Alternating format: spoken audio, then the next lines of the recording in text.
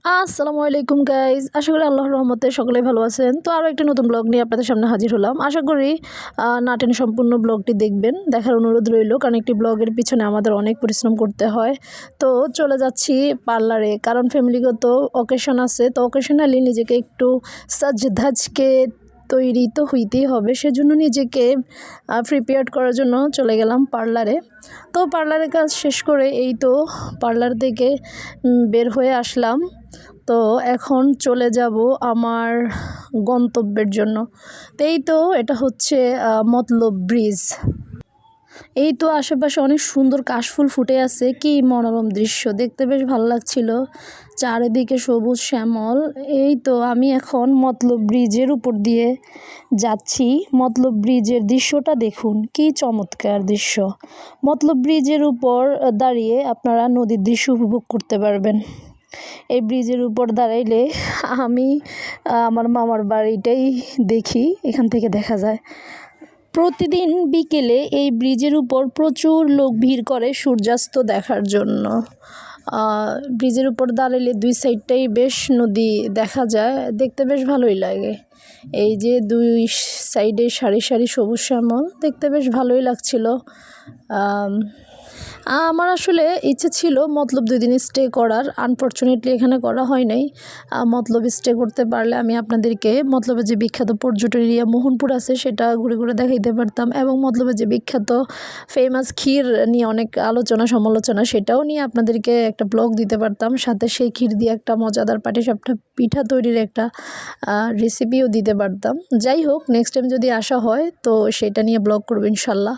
আর এখন আমি অন্য একটা গাড়িতে উঠে ওয়েট করছিলাম আমার গন্তব্য উত্তর বেলতলি যাওয়ার জন্য, মতলব থেকে বেলতলির উদ্দেশ্যে ওঠা আর কি। তাই তো অপেক্ষা করছিলাম, আর আশেপাশের সাইডগুলো একটু ট্রাই করছিলাম প্রাকৃতিক পরিবেশটা নেওয়ার জন্য। তো এই তো ভোর হয়ে গেল, আমি ভোরের যে মিষ্টি কুয়াশাচ্ছন্ন সকালটা একটু ক্যাপচার করছিলাম। আমার এখানে অনেকগুলো ভিডিও আছে, আসলে দিতে গেলে এটা অনেক বড় হয়ে যাচ্ছিল, তাই ওগুলো নেক্সট ব্লগে দেওয়ার ট্রাই করব। তো তাই এই তো এই খাসিগুলো রাখা হয়েছে, একটু পরে এগুলো জবাই দিবে। আর এগুলো জবাই এবং ছাল ছাড়ানোর দৃশ্যগুলো আমি নিয়েছি, কিন্তু এগুলা কিছু রেস্ট্রিকশন থাকার কারণে আমি আর এগুলো আপলোড দিইনি। আর এই যে গরুগুলা ওইদিকে আরও আছে, এভাবে মোট 7টা, এবং তিনটা খাসি রাখা হয়েছিল মেজবানের জন্য। আর এই তো ভোর ভোরে মেজবানের রান্নাবান্না প্রায় শেষের পথে। তো আমি আপনাদেরকে মেজবান সম্পর্কে সামান্য কিছুটা ধারণা দিব। আর এই তো এখানে চিকেন দিয়ে একটা ভেজিটেবল রান্না করা হচ্ছে, ছিল গরুর মাংস, এভাবে অনেকগুলো দধি এবং অনেকগুলো আয়োজনই ছিল মেজবানে।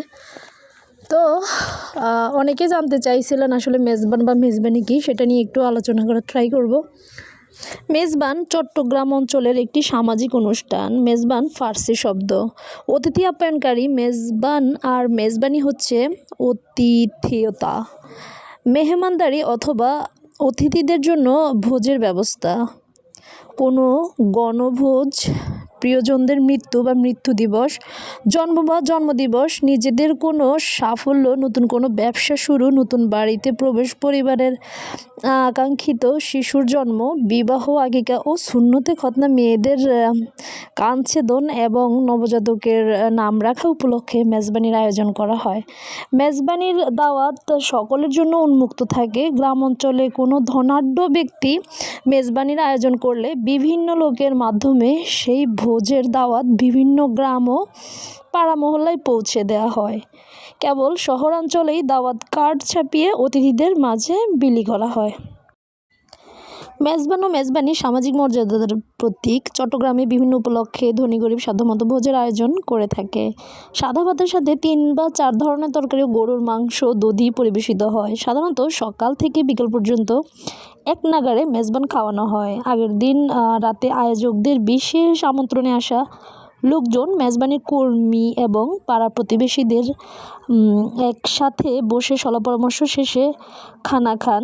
মেজবানি উপলক্ষে বন্ধু ও শুভাকাঙ্ক্ষী, এমনকি তাদের আত্মীয় স্বজন ও অন্য জেলার লোকদের আমন্ত্রণ জানানো হয়। সাধারণত কেউ মেজবানি খানা থেকে নিজেকে বিরত রাখেন না।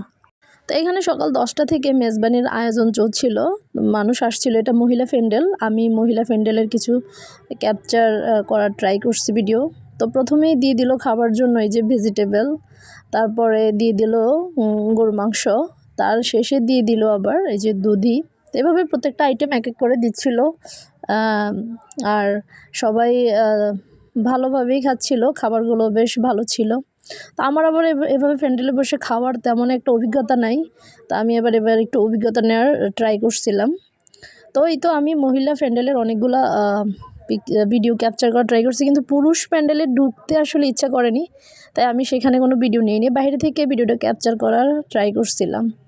তো এই তো অনেক হাজার হাজার মানুষের আনাগোনা ছিল এই আয়োজনে। তো ধন্যবাদ সবাইকে ভিডিওটি দেখার জন্য।